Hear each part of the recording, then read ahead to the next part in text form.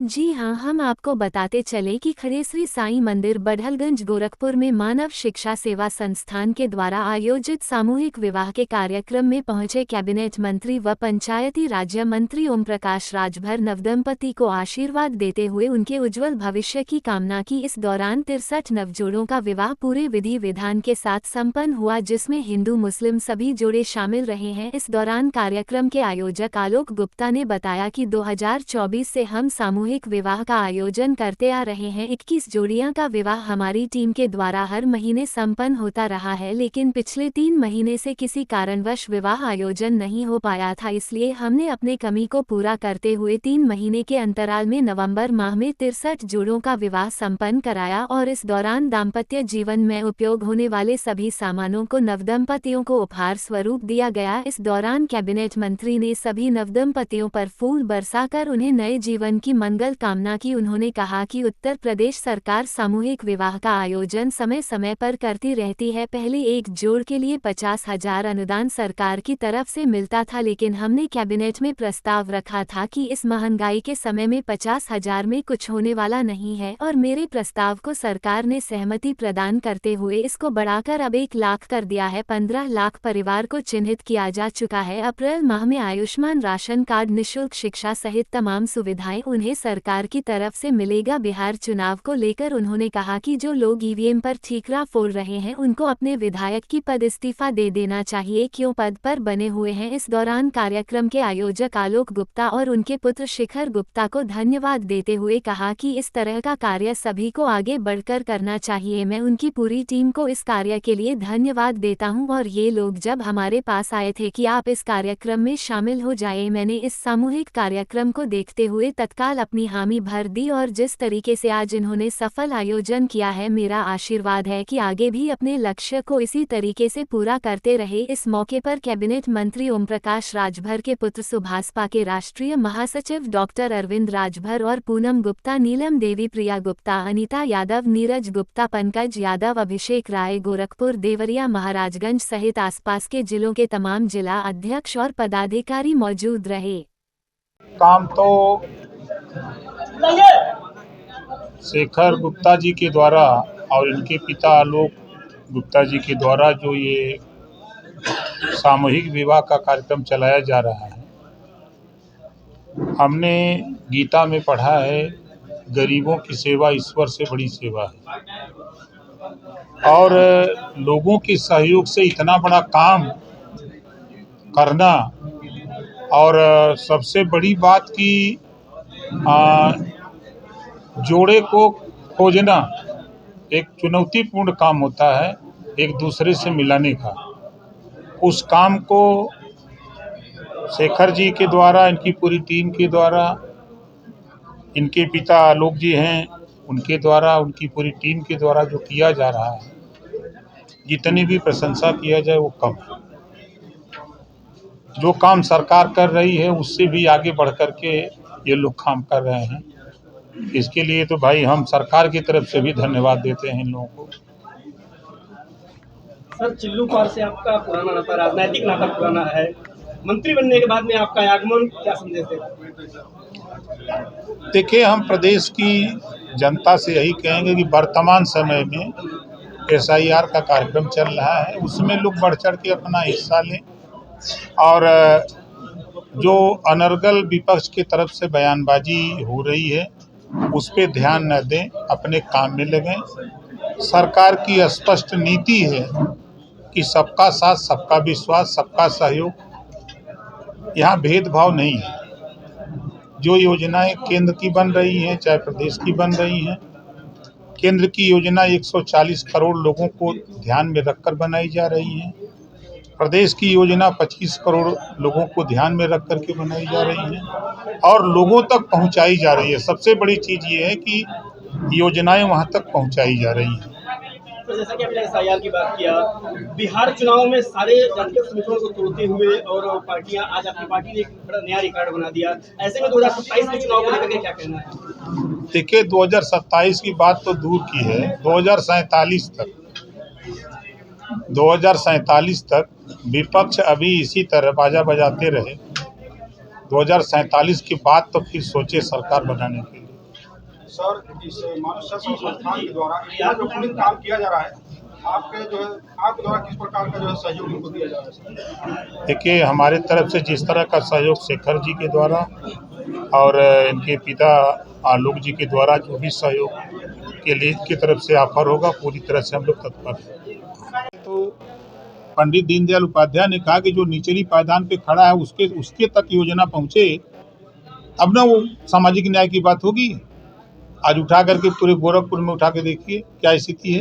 मंत्री जी, जो 69,000 की भर्ती हुई है यूपी में और उसमें पिछड़ों का हक मारा गया, हाई कोर्ट से भी मुकदमा वहाँ सुप्रीम कोर्ट तक गया, लेकिन उनके पक्ष में जो वंचित है उनके पक्ष में कोई बोलने को तैयार नहीं। 69,000 शिक्षक भर्ती हो, चाहे 68,000 हो, चाहे 12,000 का हो, हमसे ज़्यादा कोई बोला है कहा?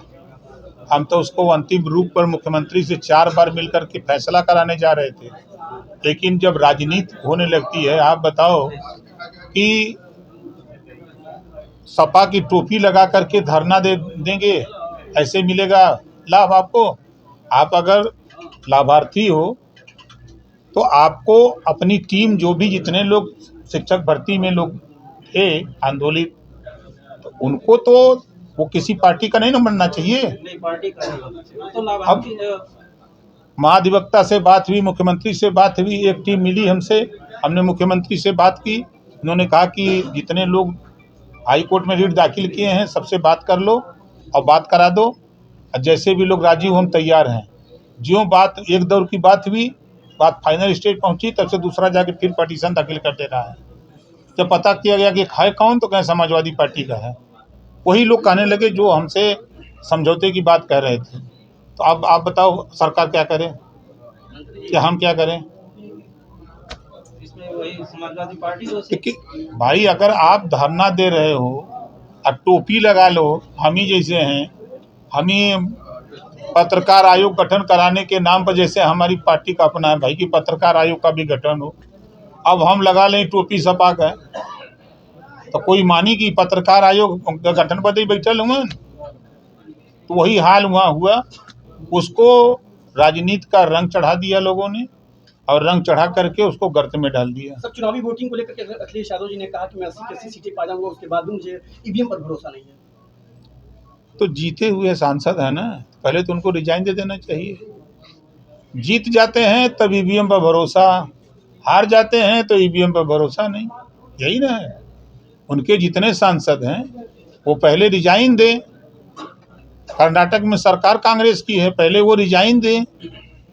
अगर चुनाव आयोग गलत है तो आप सरकार चला रहे हो कर्नाटक में, आप यहाँ सांसद जहाँ से चुने हो, पहले तो रिजाइन दो। जीत जाते हो तो कहते बहुत सही है, तब नारा लगाते हो, और हार जाते हो तो ईवीएम खराब है। मंत्री जी, आप विधानसभा के अंदर शायद 27% आरक्षण के बंटवारे का रिकॉर्ड अगर विधानसभा में उठाएंगे तो हमसे ज़्यादा बोलने वाला कौन नेता है? तो फिर क्यों नहीं हो रहा है? देखिए, कुछ लोग ऐसे हैं जो हक लूट रहे हैं। 4 बार समाजवादी पार्टी की सरकार थी। अगर इसी गोरखपुर में अगर हम बात करें, नाई है, गूढ़ है, पाल है, प्रजापति है, राजभर है, चौहान है, बिंद है, केवट है, मल्लाह है, आर्य है, अर्गवंशी है, बंजारा, बहेलिया, खंगार, दुल्हा, दुनिया, अंसारी, साईं, दर्जी वगैरह तमाम जातियाँ हैं जो अति पिछड़ी सूची में आती हैं। आप बताइए, 4 बार सपा की सरकार रही, 4 बार की सरकार में कितना सिपाही बनाया इन लोगों को, कितना दरोगा बनाया, कितना एसडीएम बनाया? 86 में 56 एसडीएम अकेले यादव को बना दिया। यही है पीडीए। अब तो केंद्र में और राज्य में भी आप ही की सरकार, सहयोगी भाई सरकार। केंद्र में देखिए, प्रदेश सरकार लागू करने के लिए तैयारी की, तब तक केंद्र ने रोहिणी आयोग का गठन कर दिया। रोहिणी आयोग की रिपोर्ट आ गई, पूर्व राष्ट्रपति रामनाथ कोविंद जी के नेतृत्व में 5 सदस्यीय टीम बनी, उसकी समीक्षा हो गई। जब लागू करने की बात आई तो फिर मामला आया कि जातियों की गिनती आज़ादी के पहले की हुई है, अब अभी गिनती नहीं हुई तो हम जातिवार जनगणना करा लें, उसके बाद इसको लागू करें। केंद्र सरकार का मानना है कि भाई जैसे आज अभी लागू हो जाए तो तमाम जातियां ऐसी कहने को मिल जाएंगी, तो भाई हम छूट गए या हमारा हिस्सा कम है, हमारी आबादी ज़्यादा है। तो इसको ध्यान में रखते हुए सरकार ने ये फैसला लिया कि जातिवार जनगणना हो जाए, उसके बाद इसको लागू किया जाए। आपके राज्य मंत्री ओम प्रकाश राजभर जी का इस मानव शिक्षा सेवा संस्था पे जो आगमन था, क्या लगता है कि वो आपका भी करोड़ बदल दिया है? नहीं, वो हमारे अतिथि थे। आप कोई मेहमान अगर आए तो उसको आप दूसरे तरफ या किसी प्रकार का नफा न लिया करें। आपको सबसे पहले सभी पत्रकार साथियों का बहुत बहुत स्वागत है। दरअसल ये 63 बहन बेटियों का विवाह का कार्यक्रम था, जिसमें मैंने और शिखर ने विशेष निवेदन आग्रह किया था अपने आज के मुख्य अतिथि श्री ओम प्रकाश राजभर जी का कि अब तक अपने क्षेत्र के विधायक जी को हमने बुलाया, अपने क्षेत्र के सांसद जी को भी हमने बुलाया था, अपने क्षेत्र के anti corruption forum of India के राष्ट्रीय अध्यक्ष जी को भी मैंने बुलाया था। अब तक हमने अपने विश्व सुरक्षा हिंदू परिषद के राष्ट्रीय अध्यक्ष को बुलाया था, माननीय विधायक श्री राजेश त्रिपाठी जी को भी हमने बुलाया था, श्री कमलेश पासवान जी को भी हमने बुलाया था। तो अब हमारी संगठन मानव शिक्षा सेवा संस्थान, चूँकि भारतीय जनता पार्टी का तो जान ही रहे हैं, एक ही नारा है सबका साथ सबका विकास। तो हम लोगों ने ये सोचा कि जब सारे अतिथि आ रहे हैं तो अब हम सभी लोग अब हर कार्यक्रम में हर अतिथि को, अलग अलग अतिथि को हम लोग बुलाएंगे, जिनके आने से क्षेत्र में एक अलग प्रकार का विकास देखने को मिलेगा। क्षेत्र में जो जन समस्याएं हैं वो भी आएंगे, देखेंगे, सुनेंगे, तो उसका कुछ हल निकलेगा। या अलग अलग लोग जो बड़े बड़े नेतागण हैं आएंगे तो बेटे और बेटियों का अपना आशीर्वाद है। कहीं न कहीं हमारे भी संगठन का एक लोगों के दिलो दिमाग में एक नाम जाएगा कि भाई हम भी कुछ अच्छा कार्य करते हैं समाज में। तो इसलिए हमने इस बार अपने आज के मुख्य अतिथि श्री ओम प्रकाश राजभर जी के दिल से, हृदय के दिल से, अंदर से गहराइयों से मैं बहुत बहुत उनका आभार धन्यवाद देना चाहता हूँ कि आज अपने पुत्र अरविंद भैया जी के साथ वो आए थे और ढेर सारा आशीर्वाद और प्यार देकर गए। बड़े हरबंगी मांगने जाते हैं, क्या आशीर्वाद दिया उन्होंने?